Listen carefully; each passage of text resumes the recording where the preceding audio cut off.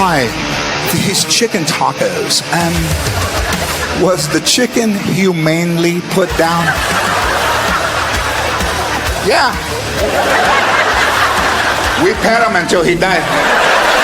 George Lopez, live on stage.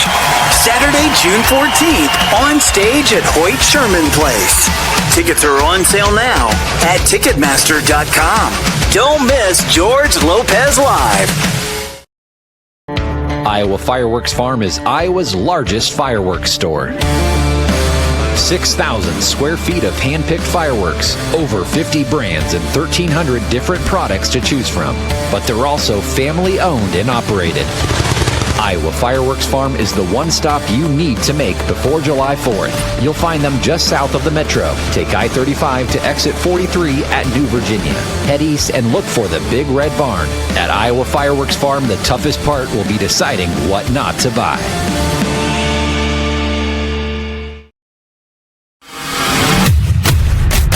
Scott Dochterman,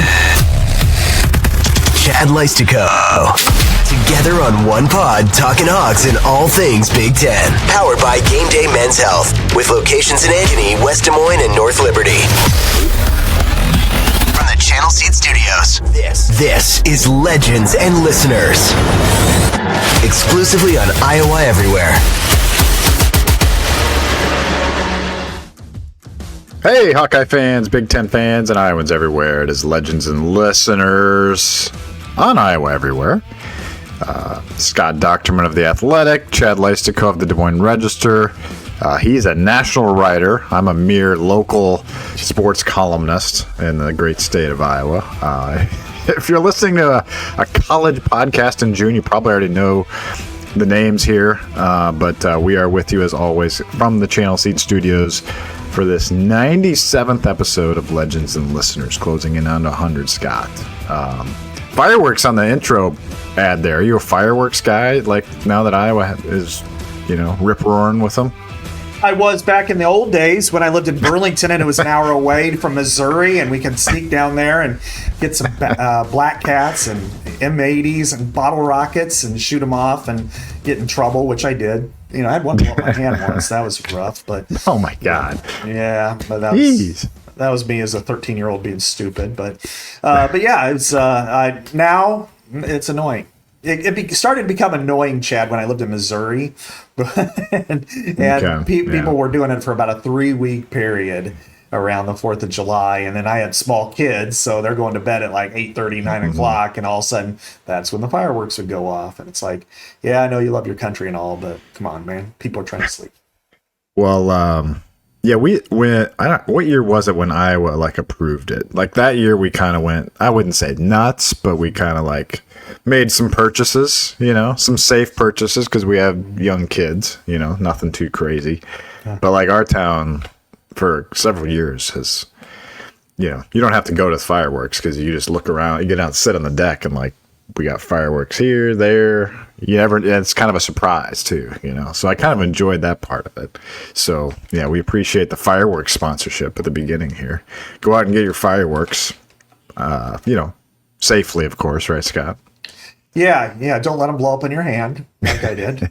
That seems like that would be a common injury to me. Yeah, it certainly was as somebody my age let it happen. It turned my hand, kind of messed it up for a little while, but I survived. I was on that TV show on A&E or whatever. I survived. So no, I honestly though, do you go anywhere on the 4th of July for fireworks? We used to, but now we really don't. We used to go over to Hawkeyes when our kids were really little because they could play on the bounce houses and stuff they had all over there. But I'm sort of.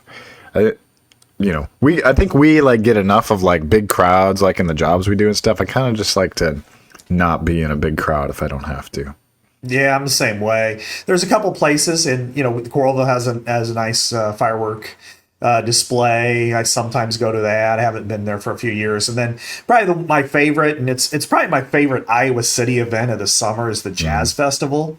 Yeah. I love the Jazz Festival. And I'm not, that's not anything I really listen to at home or anything. It's just the ambiance of the Pentecrest and downtown and the Ped Mall, and then it gets capped with a fireworks display over the old Capitol, and I think that's probably my favorite one. That's kind of like, it's weird because, and we can transition into sports here in a sec. I like this is, I always feel like from about this point until the 4th of July, it's like you throwing a boomerang out, and then the 4th of July, like the boomerang's coming back at you. And then Jazz Fest is kind of that same point where it's like, okay, now we're on the back half of summer. Because summer lasts about 6 weeks for us. I know. If we're lucky. Exactly. Well, certainly some fireworks in college sports. You later in the show, Scott, we are going to talk about an article you beautifully wrote. I read it with great interest. 25 stories that changed college football since 2000. And spoiler alert, sort of, what we're going to talk about first is ranked very, very, very, very, very high on your list, and that would be the House settlement, House versus NCAA settlement, which reached its final approval Friday after our last show, Friday evening in the state of California. And here we go. We're paying players starting July 1st. Obviously, everybody knew this was coming, Scott. We want to kind of drill down into the bigger impact, and then later we're going to get to the more local impact with the Big Ten team that we cover, the Iowa Hawkeyes. But first of all, I guess just I haven't talked to you on air since that happened. So what does this mean? Without going like for 7 minutes here, but what is the biggest takeaway for you here about how this changes everything? It really just kind of is now an exhale that it's like, okay, now you can start. Everybody had plans. The plans were in place. It was just a matter of getting the final approval to start it and make it happen. And I think that's probably the best part for everybody involved, those who are going to struggle, those who are going to just continue to rack up payments. It's just a matter of, okay, the starting point is here, July 1st. You know it, and it's the law of the land, and it's the changing face of college athletics. So I think that's probably my first inclination. Of course, for our lead writer on the House settlement, Justin Williams, it was thrilling for him because he'd been, he tried to get a couple of vacations in, and every time it was like this kept getting postponed. So I'm happy for him that it's over. No kidding. But the second breath is it does open up a lot of potential situations in the future that'll have to be rectified. Yeah, I want to get to those because I obviously have a lot of concerns about it. But let's start with maybe the best parts about it. Obviously, athletics departments now can spend up to $20.5 million. That's great for athletes. We're all for, I feel like, everybody's for them getting paid for, putting their bodies on the line, let's say in football for 13 to 15 games a year and, market value, that type of thing. But $20.5 million for every school to pay on, basically your sports cap. And that doesn't count, of course, outside NIL.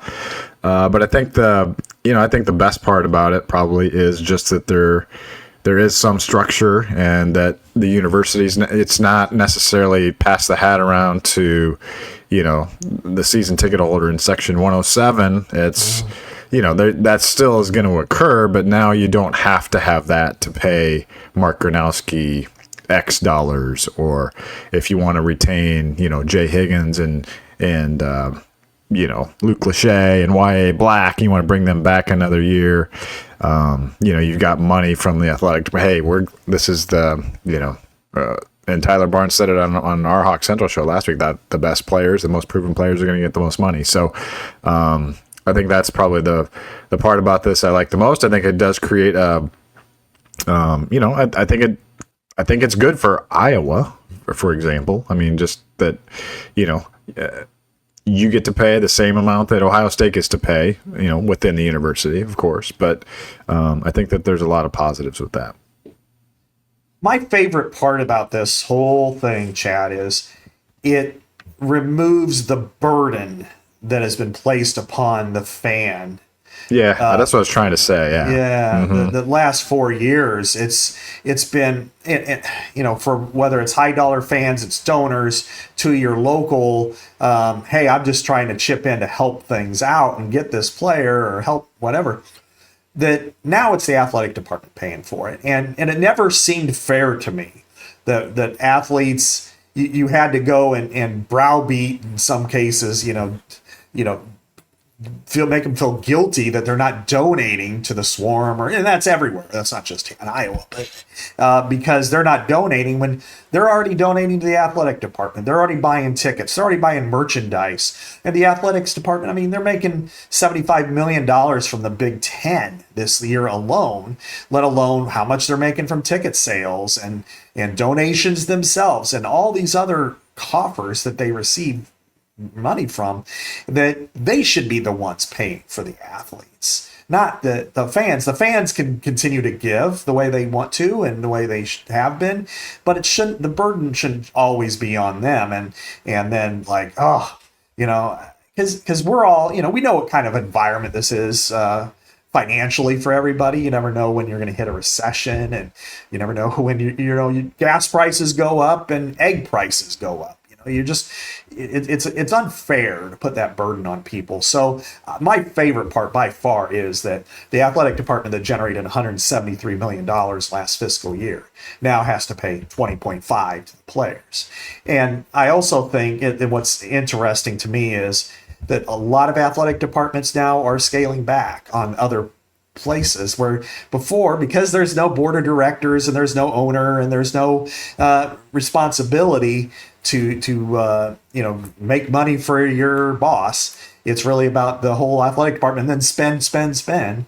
That now they have to be a little bit more fiscally responsible, and unfortunately, that does mean some either layoffs or trims, people retiring. You do eliminate positions. Maybe you hire people for less.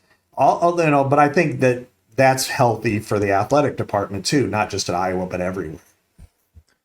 Yeah, sure. The enforcement part is interesting to me. What do you think about how they're going about this? I mean, outside NIL deals are not supposed to exceed. If they exceed $600, they have to go through this clearinghouse. There's a lot of skepticism. It's NIL Go, right? There's a lot of skepticism about, okay, this 20.5 million, that's great. The salary cap, football, we're expecting around 15 million, right? Ish, about 75%. Most programs will do around there. We're going to get into the Iowa part of this in a minute, but, the cheating, I feel like, could be back on, like, how do you, let's just not go through the clearinghouse, let's just go back under the table again. Yeah. And so I don't like that part of it, Scott. That's the part that concerns me the most, that we're going right back to where we were before, even though we're trying to do the right thing here, via this settlement. That concerns me a little bit, that under the table stuff, driving a car, whatever. I mean, because there's no enforcement unless you go through this clearinghouse, and all they're going to do is look at contracts and say, "Oh, that looks like a fair deal." I think Dan Wetzel wrote, Caitlin Clark being sponsored by State Farm, that's a valid NIL deal, but signing 2 autographs for $900,000, that's not fair, Mark. That's what the stuff that they're supposed to not approve. That's exactly what they don't want to happen, and I've heard about that from somebody. They don't want somebody signing a basketball, for some booster and getting $100,000, and that sort of thing. And I understand that. That's truth, but I don't know. Anybody that's covered this is skeptical that it's going to work, that it's not going to get challenged, and it's actually going to hold up, because the NCAA is like the Washington Generals and everything else is like the Harlem Globetrotters. They always lose. I mean, right. They lose Exactly. everything. So, color me skeptical that they're going to win this. I mean, they hope it makes sense, and in reality it should, but you mentioned the bag ban, coming back, and that is true, that, hey, we'll just, we'll handle this on top, and then back channel this, and you don't want that to happen because there are tax ramifications for that too. I mean, that's like, pro athletes can get in trouble for going to an autograph show and then all of a sudden not reporting certain money. I mean, that's significant. That's a damaging situation you don't want to get involved with. But the bag man is also different today than it ever was before. I mean, you can still get that, don't get me wrong, and that'll probably happen at times. But back 10 years ago, 1990, when somebody was getting $75,000 in a blazer, to play basketball at a rival school or something like that, that was, you didn't get anything if you didn't get that. Right. It was, and whether if you're on the up and up, and I'm not so sure that Iowa was either, but I can tell you, and I know Illinois wasn't. But, I would say, though, out of those two, that now it's like, well, you're the player X, who's a starter, All-American type, might be getting, $800,000 or $1 million from the university. They've got an outside collective kicking in another $200,000 for something legitimate, and then, well, here's another $4 under the table. I don't know that that's gonna quite resonate the way it once did. Sure. I don't know that it's going to really change the dynamic of, because before, if you were to get, hey, I'll give you $400,000, you're leaving that school, going there. Right. But now it's like, well, I don't know, So I think it's going to matter, and I think it'll still happen, but I don't know that it's going to have the same impact that it did, like in the SEC in the 2000s and before. Yeah, because we're still talking, and you're right. That's a great point, because we are still talking about, we're now talking about a lot of money from the university for, let's talk football here. I've talked about this on my Hawk Central show too, but like if you take 15 million divided by 105 players, you come out to almost $143,000 per player, and not a lot of them are not going to get anywhere close to that. And so your best players should and will get, much like the NFL, undrafted free agent or seventh rounder is going to get a lot less than, the proven edge rusher or the quarterback or whatever.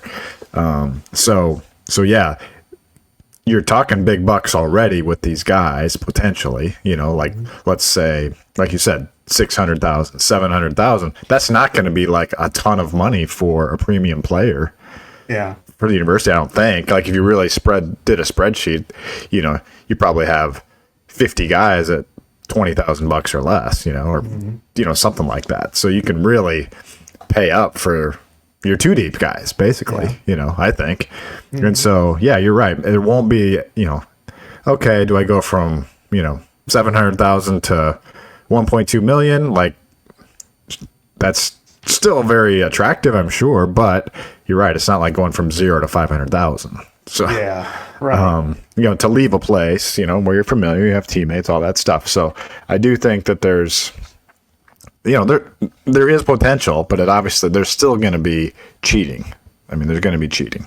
I don't think there's any way around that. And I just don't have any confidence that this clearinghouse is really going to do much. And here's the other thing, Scott. I feel like they don't have a commissioner now, but I feel like you need a college football commissioner to like really enforce this, just, hey, put the hammer down on this stuff. And if something smells fishy, then cut it off. Now the Deloitte people say they aren't going to, they're not, what do they say? They're not going to, they will, okay. If a student athlete deal falls into either of the latter two categories, which is in review or information needed, the student athlete has four options. They may 1, renegotiate and resubmit terms of the deal, 2, proceed at risk of eligibility consequences, 3, cancel the deal, or 4, request an arbitrator.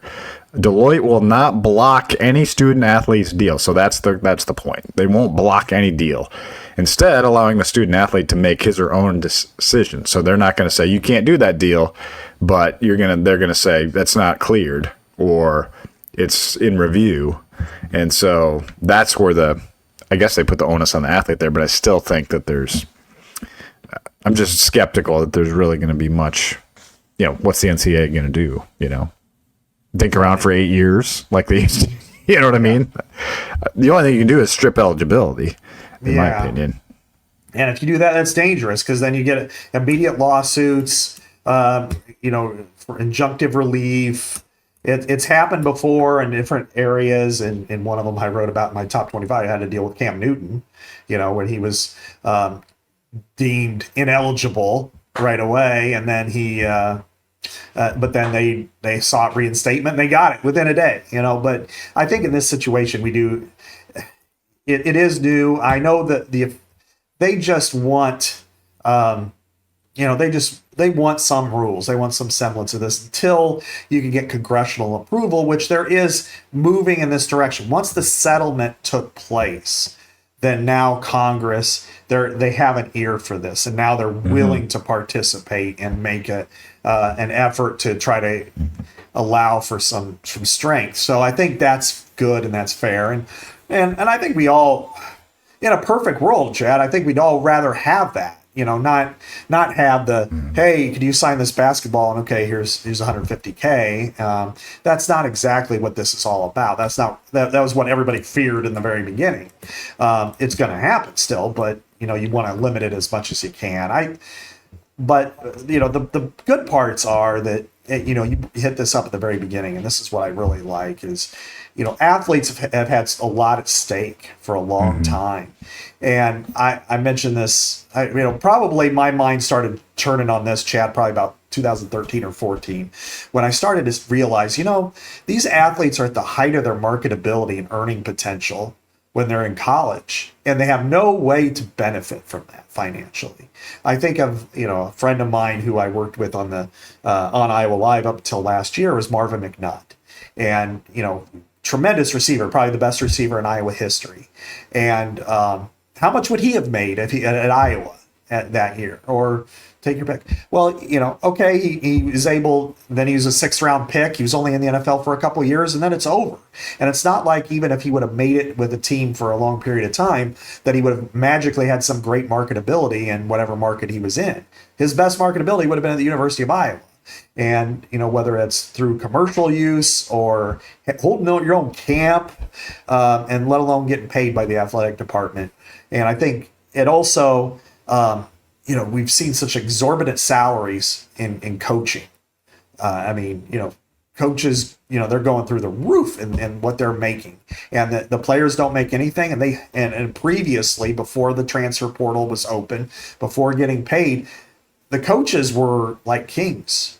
If they didn't want to play you and they said you were a problem, you had really nowhere to go, and now the players have some control over that. And they should. There's the portal. They can hit it. They can make money now. And yeah, you're concerned that they're going to make good decisions, but we're all concerned that people will make good decisions. So I think this is good for the sport. I know some people are like, oh, this ruins college athletics, and it does to an extent. It buries the past.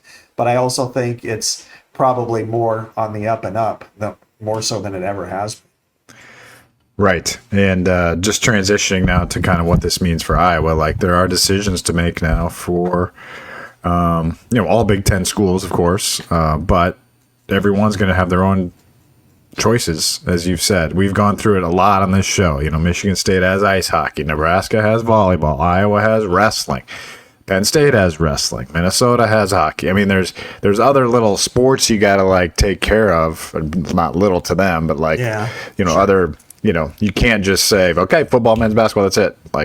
They want to be good at these things. And Iowa, Beth gets it, wants to be good at these sports. So, how do you, they don't have to outline what they're going to spend. I'm not sure if the financial reports will, when we get those financial reports, whenever, 8 months later, if they'll say what they spent on each sport salary wise, I think they might have to, but they're not going to broadcast what they're spending. Right. So, but if you're, do you have a ballpark idea of what you think Iowa might be thinking in terms of the $20.5 million, how they disperse that? It's once you get past football, it's really up in the air. A couple of the schools that I've heard stuff about would be Indiana basketball. Men's basketball there is a big deal. It's a bigger deal there than it is anywhere else in the Big Ten, except for maybe Purdue.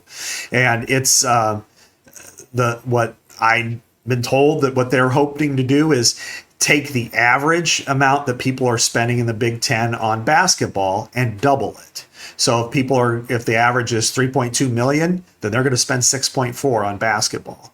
And, that's a heck of a lot. Now, where do you take it from? Well, in their case, they have some high level donors that help them out on the side. So they're going to be okay there.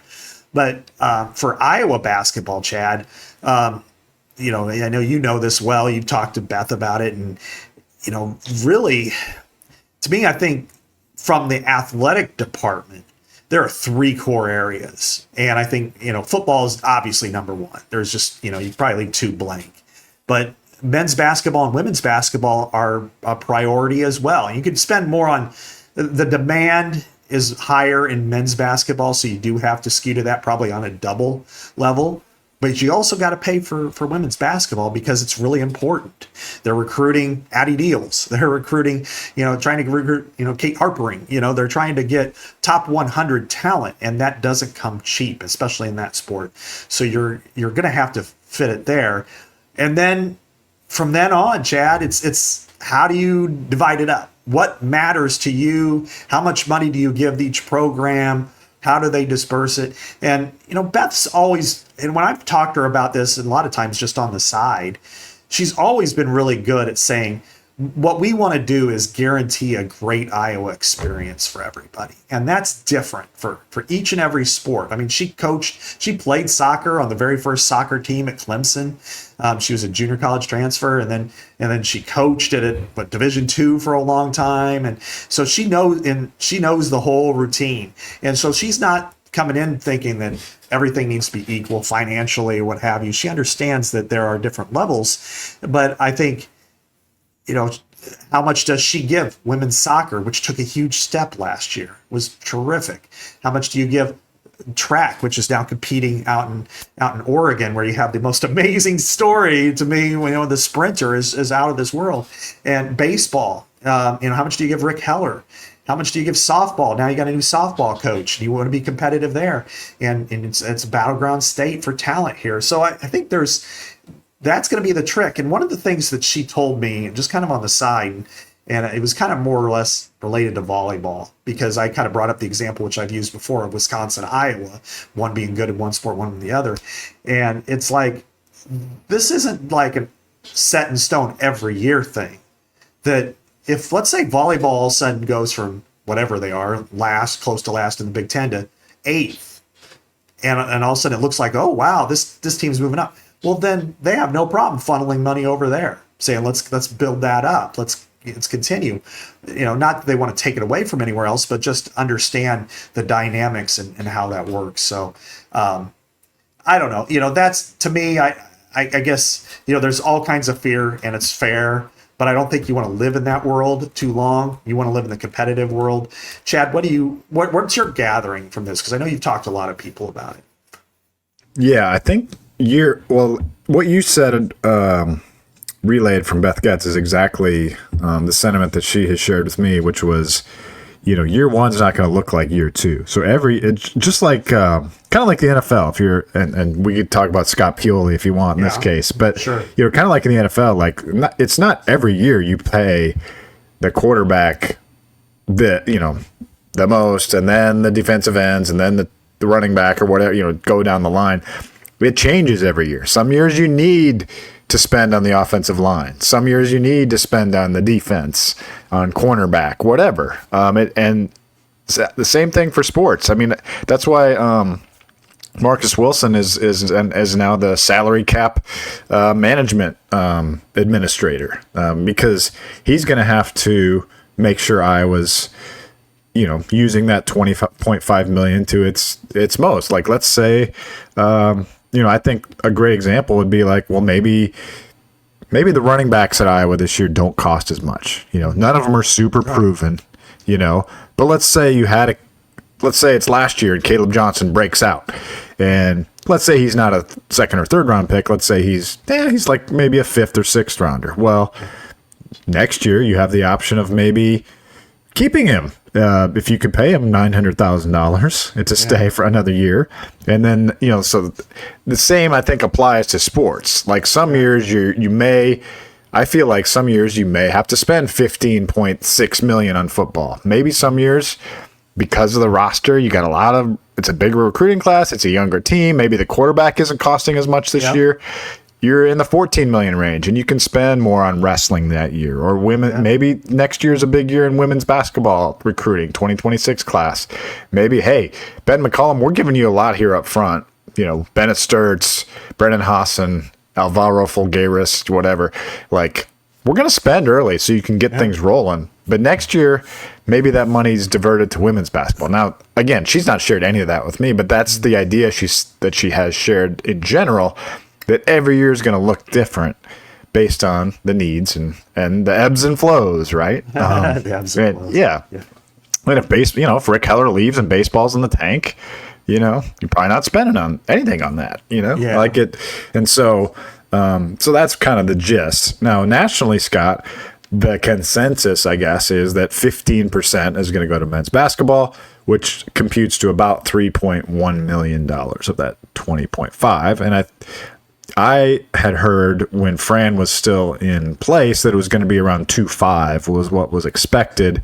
I suspect that number came up with the hiring of McCollum. So I'm guessing it's in the 3 range for men's basketball. I don't know that, but that's my guess because it feels like they feel happy with that. Plus, you throw in Swarm money, which they had about 1.1, 1.5 last year. So maybe you're up to 4.5, and that feels like that's enough to be competitive. So, that's what I feel like. I think it's going to be different every year. Oh, and then the last point, I know I'm rambling, but I don't think they have to spend much on wrestling this year. I don't know that for sure. No one said that on the record. But I think because you didn't have to run these deals through the clearinghouse yet, that wrestling has its own NIL machine right now where they can, they're essentially printing money with the big donor that they have. And so I don't think they maybe have to pay as much from the university this particular year in wrestling. Now, maybe someone will just bite my head off for saying that. That's my theory. I don't know that. It feels like they might not have to spend as much on wrestling this year is what I'm saying. Yeah. Because they've done that already. They already got them in, Right. Yeah. But you got Bo Bassett coming next year.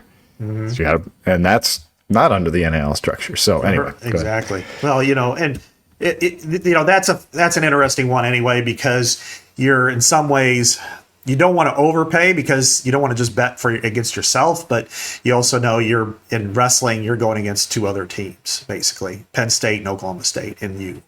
And you better get your guys because you're feeling, finishing second or third sucks and you're tired of it. So go get your guys and don't fail at nationals.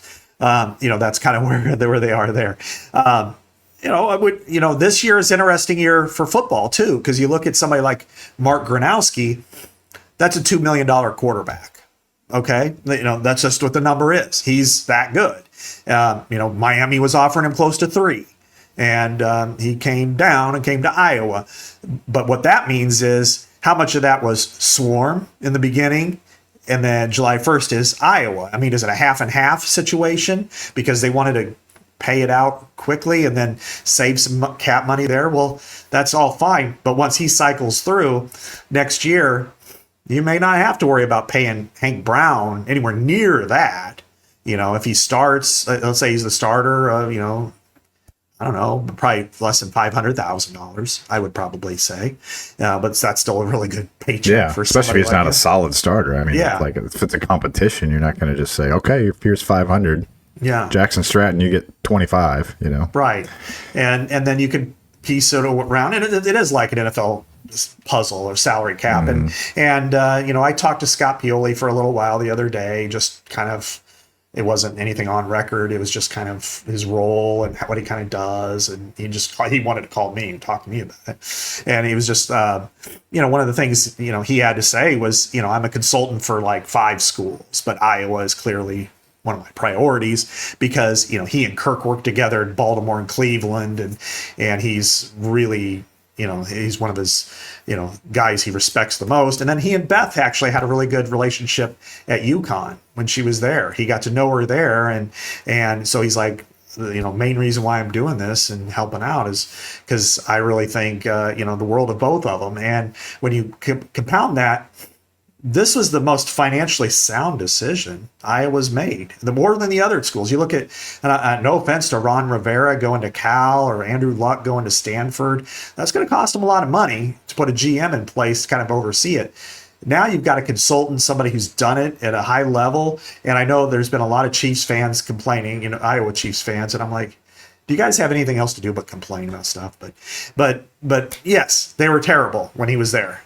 But you also remember they had the number 1 overall pick, and they got stuck with nobody. There was no quarterback in that draft, and maybe the coach that he really wanted wasn't available, so they got Todd Haley. And then next thing you know, you don't have a very long shelf life. He was also 3-time NFL Executive of the Year. Right. I was going to say, you're kind of burying the lead there. Yeah. Yeah. So he knows talent. He knows how to interpret it, especially at this level, and most importantly. And this is what his main role is to help them price gauge. Yes. Okay, this is what you need to pay for your elite first-team All-American center, your right tackle who's in that category, your defensive tackles in that category. Here's where you can, shape off a little bit. Right. So that's really where the help is going to come from somebody like Scott Pioli, and they're doing it for a consultant fee. They're not paying somebody somebody, who knows what the future holds, but no, they're not paying somebody $1 million to do it. Yeah, right. Well, and Tyler Barnes on our show last week said, on our Hawk Central show, said, forgive me if I shared this on last week's show. I don't think I did, but that Iowa doesn't have to pay a corner as much as maybe another program would or the NFL would, because Iowa doesn't play man-to-man. They play zone. And then those man-to-man lockdown corners, that's, in the NFL, they get a lot of money. Yeah. Same thing with the edge rushers, Scott, as you well know, talking to Kelvin Bell over the years. Iowa's edge rushers aren't the, Khalil Macks or those Joey Bosa's of the world. They're more the set the edge, don't make mistakes, make the guys go outside. And they aren't necessarily priority, go get the quarterback. That's just not the way Iowa plays defense. And so, in other words, you don't have to pay premium prices for those two positions. Iowa, Tyler didn't say this explicitly, but he hinted at it. Offensive, defensive lines are going to get paid at Iowa. Especially offensive line. And you've seen that in the recruiting class of 2026. They've got 5 offensive linemen. Half the class is pretty good offensive linemen, really good offensive linemen. And they've, brought in some good offensive linemen in recent years too. So I think they're going to spend on quarterback. They're going to spend on the trenches, and I think they're going to try to maybe skimp a little bit at cornerback, D-end, positions that you might think of as premium in other areas. And certainly I think Iowa probably will pay its tight ends too at some point. Well, for sure. And this is going to be an ebb and flow situation too. You've got Yossi Epineza. What if he plays like his brother did as a true freshman? You're going to have to pay him as a sophomore. You're going to have to pay him as a junior, and then he's going to go to the NFL. Right.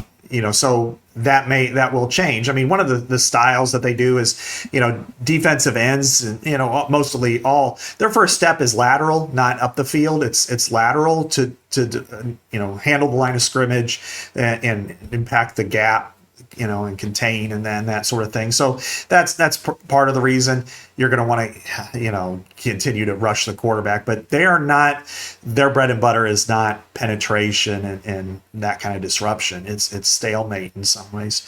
So I think that makes sense, and that's just going to, Tyler is well versed in this. I know Ferentz level, nepotism, son-in-law. Well, he was there before he was the son-in-law.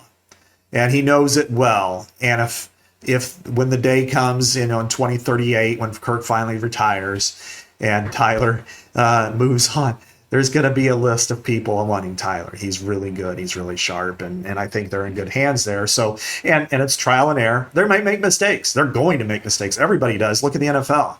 Sometimes you overpay at one position and it doesn't work out and you move on. I would say you start to look ahead here, Chad, at some of the players who you may have to pay in a coming year or two. Reese Vanderzee, what if he has a breakout year? Mm-hmm. I would say Zach Ortworth is a guy that has that kind of potential. This year, they only have one offensive lineman coming in, and Lucas Algier, and he's already on campus. And then next year, you're going to get 5. What about those linebackers? The young ones, there's 5 of them. You'd probably figure you'll keep 3 through the end of their era, just because of natural evolution. And but that's something that they'll study on a daily basis. But that kind of roster management is fascinating to me. I get into it at the NFL level. Oh yeah. Now I can experience it at this level. I know. I wish we could know all this stuff though. See, we're not going to know it's not like we know all the NFL contracts. I want over the cap on college. Yeah, I know. That website. Spot Track. Yeah. Yeah, exactly. Use that all the time. But we do know that there's going to be a healthy dose of tea for all. That's right. Coming in. That's right. You remember the Summer of George episode from Seinfeld? Well, man, this is the summer of Game Day Men's Health.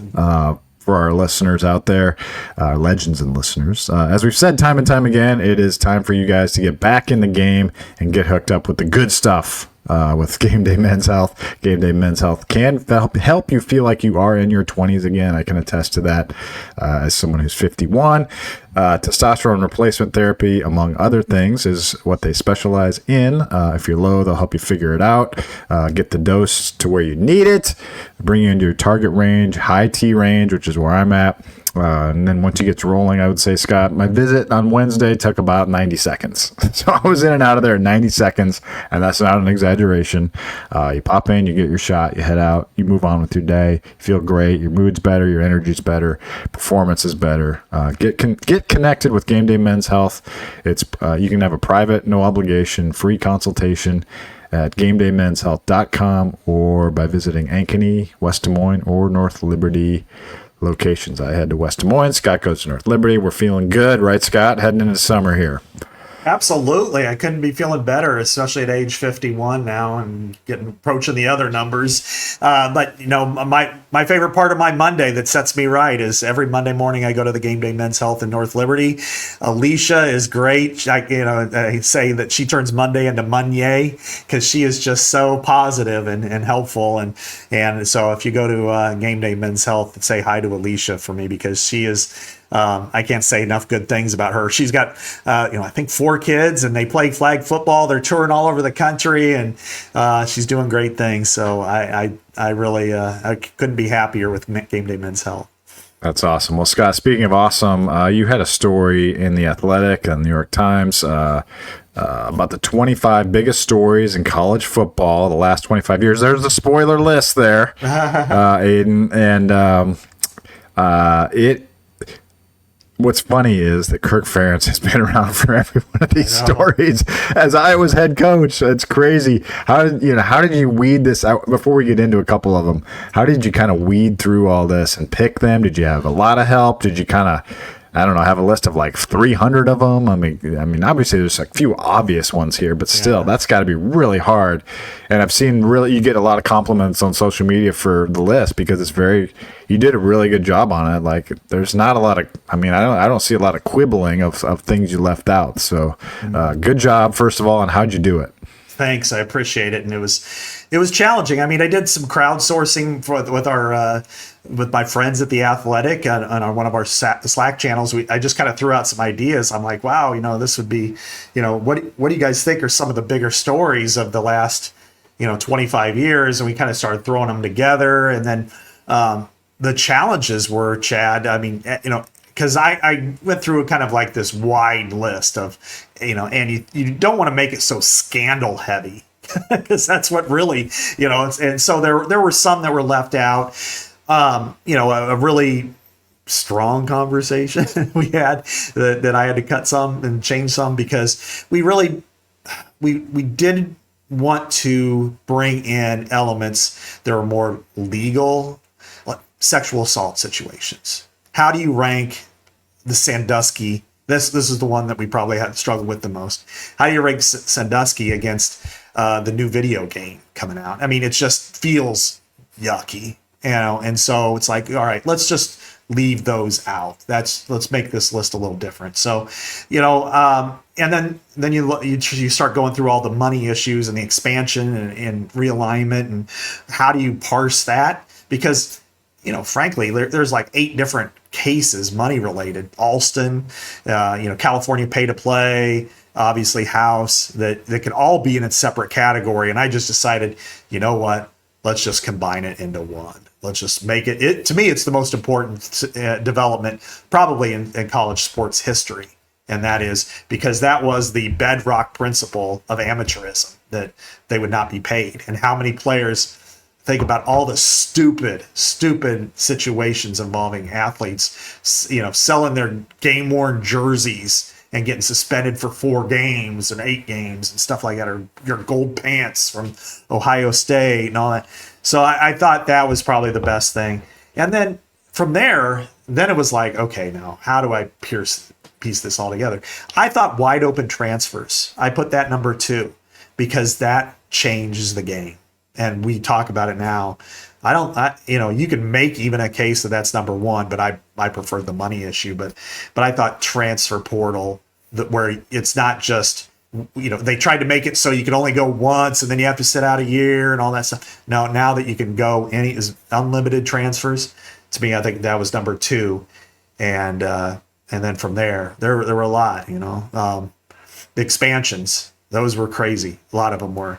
But I felt like number 3 was kind of sad. It was almost sad to write about it, which was the Pac-12, the demise of the Pac-12. Yeah, all these are very recent. I know there's a lot of it. It's been a crazy last 5 years of college sports. Yeah, jeepers. I mean, you think about 2020 with COVID, and I put that down, and at the time it felt like there was nothing bigger than that. Yeah, that was number 6. Yeah. And then I thought, then I tried to put it as, what was the impact? What was the ramifications? What did this mean going forward? And unfortunately, I think that the colleges said, it doesn't really matter. We had a bad year spending wise, and now we're going to spend to our heart's content. Now, that's what I think they learned from 2020. But then there were other things I think I'd like to talk a little bit about. Like number 7 was Big Ten Network. That changed everything. Because of Jim Delaney sitting on a beach in Miami with Larry Jones, a Fox executive, and Jim Delaney's wife's asleep. They've got a napkin out on a beach, and they're mapping out how they would do a network, because ESPN's like, take it or leave it. It's going to be more of a split. We're going to share revenues, and they thought that was an insult. Jim Delaney did, and so they peddled this out. It took a while. That first year, there was no distribution from Mediacom in the state of Iowa and a lot of places around the Midwest, and they caught a lot of heat because as we grew up watching Iowa men's basketball on Wednesdays and Thursdays and Saturdays, and there wasn't any of that when it was on Big Ten because it was all off the air, and they took a lot of heat. But they paid off royally for them financially. And then also for the other sports to be able to be on, they were able to use that in recruiting and say, look, your games are going to be on Big Ten Network. I love it. Look at that logo. Nice pull, Aiden. Yes. Coming in August 2007 with Dave Remsen and Howard Griffith and Jerry DiNardo. Yes, exactly. They're still there. I was there for the kickoff down at the IMU. They had a debut there, and there was a dreaded glitch from the very first episode. But wow. But then you look at big picture, then it's like, oh wow, look at all the revenue they're getting, and that led to the Longhorn Network, and that led to SEC Network.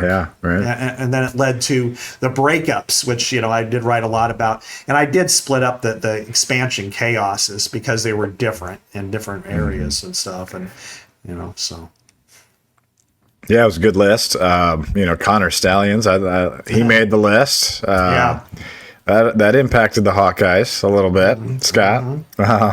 That's still kind of an ongoing story, actually. But Sean Moore is suspended for the first 2 games. Yeah, and they're going to get the hand down from the NCAA pretty much any day. So wow, yeah, Stallions ranked 13th there, but that was, what was it, the 2021 Big Ten championship game where they had, not that it mattered. they would have lost anyway. But when on third downs, when you're looking over at the sideline and they've got their arms in the air, they know that the pass is coming. You know, and Iowa struggled enough on offense that if you know what's coming and you've got Aiden Hutchinson breaking off against Mason, Jack Plum.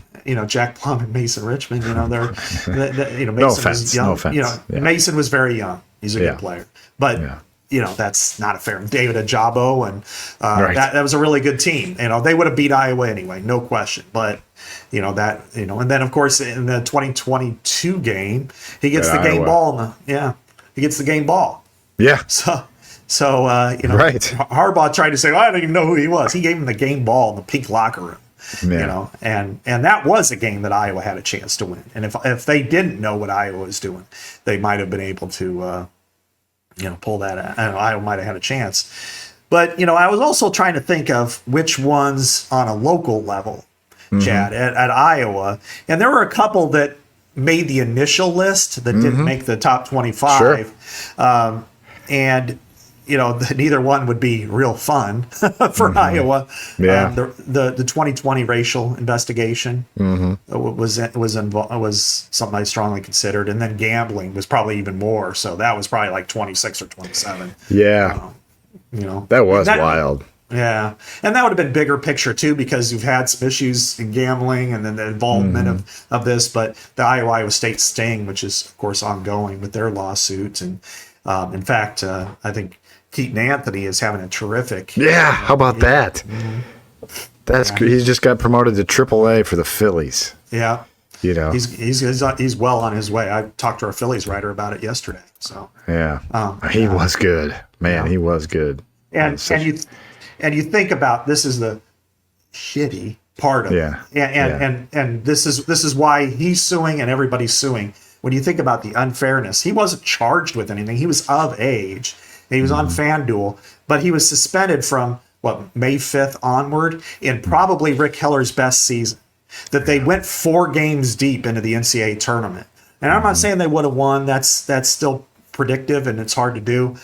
But damn, if you have the best player in the Big Ten on your team, you think you might have a little bit better of a chance to win. Right. And if Rick could have lost his chance to go to the World Series, or at minimum a Super Bowl. He's a super, yeah, right.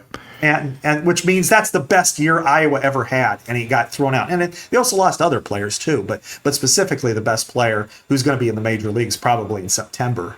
To me, that is just that's heartbreking. And now I feel like it should have made the list, Scott. Yeah, quibbling. No, I'm just kidding. It'd be up high, but yeah, as far as other stuff, Chad, for the last 25 years, not just limiting to football in Iowa. Okay. Let's take a look at the scandals stand out, and I hate to say it, but they kind of do. I would say Rabdo. Yeah, that was football, but yes. Yeah. Pierre Pierce is probably number one. Yeah.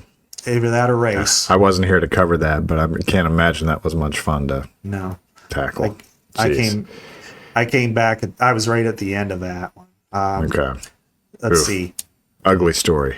Yeah. Ugly story. Very. Yeah. Field hockey with Tracy Griesbaum and Gene Meyer. You were here for that one. Yes, it was. Well, it was on Football Media Day, right? When he fired. Mm-hmm. Yeah. And I heard kind of. Or announced it. Yeah. Yeah, when he made the announcement, but it was. I guess it was that Sunday, the day before, that Sally Mason told Barta to fire her, and then she made him own that decision, which ultimately I think was the major reason why they had to pay. If it would have been a Sally Mason decision, sure, then it might have gone over better. Of course, you don't want to usurp your athletic director and athletic department, stuff, but when you're telling your AD to do it and then you're letting him own it, and then they get sued for it, you might want to step in and help out. And Sally didn't quite do that. And then there was probably the ugliest one of all, which was Everson Satterfield. Sexual assaults. But on a brighter note, some of the other things that have happened, there were some really good things too, Chad. I would say Caitlin Clark. God. Caitlin Clark. Jeez. Unbelievable. Superstar. That's probably holistically number one, maybe the biggest event. I mean, making the 2 title games. I mean, it's just basically unprecedented for major sports. The 3, for Iowa to be on that stage and be competitive. You took down back-to-back years. You took down South Carolina, LSU, and UConn, right, to get to the national championship game. Yeah, and to have a player like Caitlin Clark. Yeah, exactly. Yeah. The superstar, the most recognizable female face in sports in the world right now. Oh yeah, that's just something. I'd say 2002 football. Just from where they were, yeah. Mm-hmm. To go from 0-8 to 8-0, and from 99 to 2002, and to get up to that stage, number 3.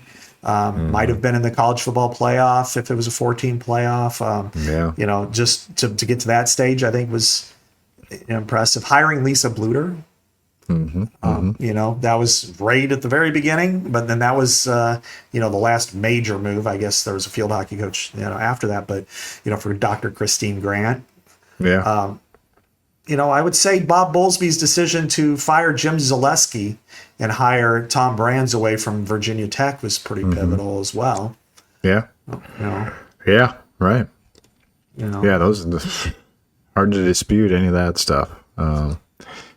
What else stands out for you? I think the 12-0 season in 2015 was just covering that was like, that became a national story every week. It's like, where's Iowa going to be ranked in the play? Are they for real? Are they the fake idea of college football? And they just kept winning, and that's so hard to do. Yeah. In college football, and they did it. They went 12-0, and and it's not like they got blown out in the Big Ten title game. Yes, they got blown out in the Rose Bowl, but they were spent after the 22 play drive, and L.J. Scott and Connor Cook and whatnot. God, I'll just never forget that. I'll never forget covering that game, because that was when we were, we could still make print, and so it was like, what do you do? Like, you've got to have this story ready when the game ends. And I was up 13-9. Yeah. And they just keep driving and driving and driving. And I actually had to go down in the middle of that drive to the locker room level, because that's where the press conference was, to try to get a quote or two in the story, for when the game ended. And I just remember because that drive just took forever. And anyway, not to dig up wounds, this might be this might be referred to on next week's show, by the way. Right. Yeah. I'll just never forget. So that season to me was just to me that was like just an unbelievable story. 12-0. No Iowa team's ever done that. Right. It might be hard to ever do again, honestly. Oh yeah. In this era, you'd probably have to be built a little bit more like 02.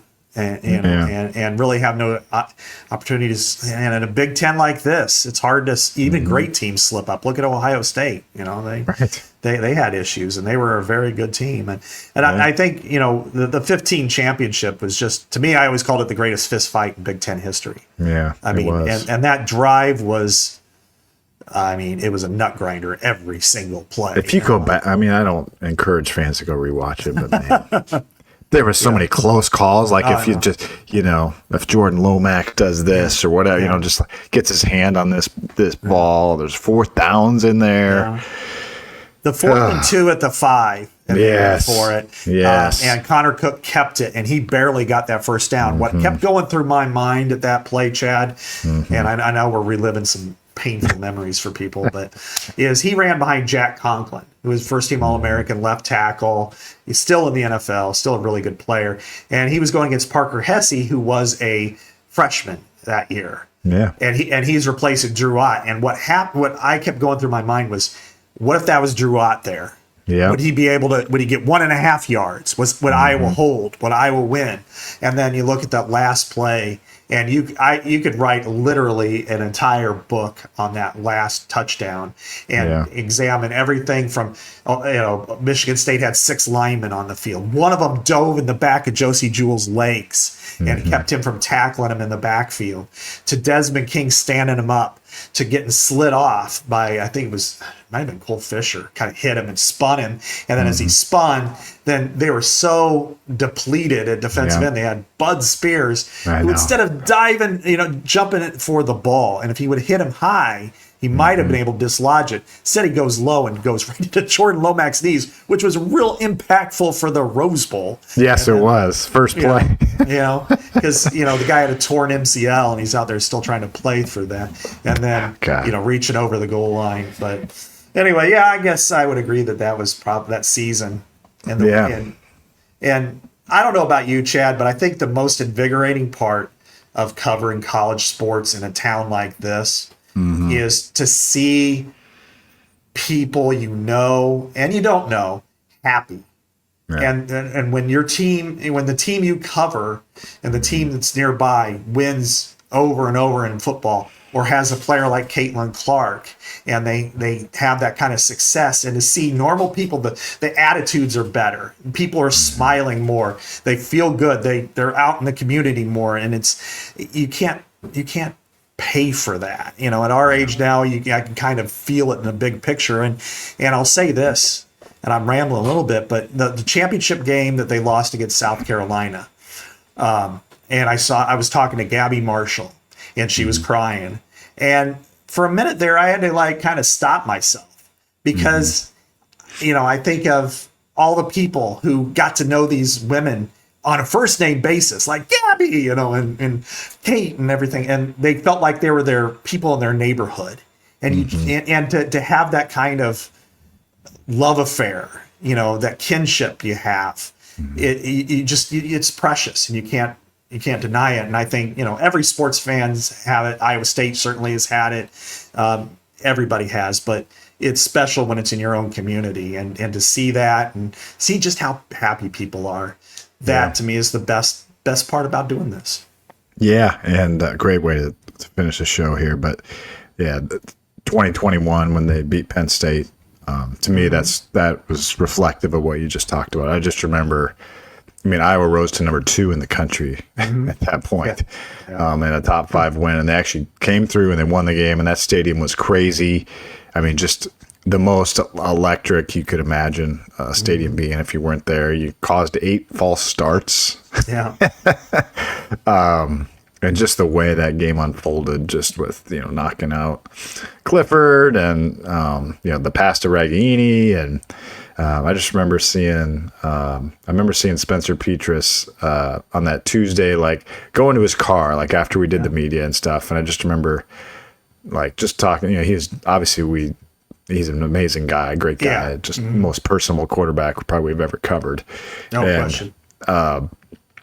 And he was just so happy. I was like, hey, God, congrats. I feel really happy for you, you just talk for a couple of minutes or whatever, and he's just he's beaming, and just, it's, it was just like that with everybody. It's just God, this is unbelievable.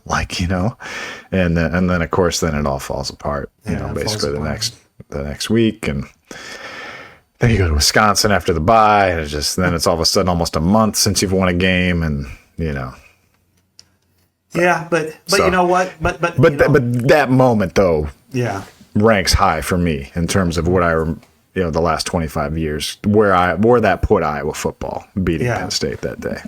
Yeah, exactly. When you were winning 3-4 game, in Kinnick Stadium, a game that, with that kind of ramifications, it didn't end up the same way, but it's kind of like the 85 game when it was 1-2. When you have a top 5 showdown and you win and everybody charges the field. And, I remember taking a picture of LeVar Woods, and then I shared it with him. He's like, I printed it out, because it's one of him hugging everybody there. And probably the funniest part for me that day, it was a tough day for me personally, because my grandfather died that morning. Oh, man. But, and then I got some guy ran in the back of me on my way in. So I was like, okay, how much worse can this day get? But but then I got to, I was out on the field, and Nicole Auerbach, who used to work with us at the Athletic, was with me, and we got stuck, just nobody there. And then there was a couple of, drunk guys, college guys were like, hey, you're awesome.